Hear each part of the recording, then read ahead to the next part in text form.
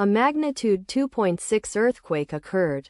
Western Texas. 171 kilometers WSW of Odessa, United States, or 72 kilometers WNW of Pecos, United States. On Wednesday, the 25th of June 2025, at 9 hours 50 minutes and 29 seconds local time, the quake had a depth of 4 kilometers and was not felt, or at least not reported so.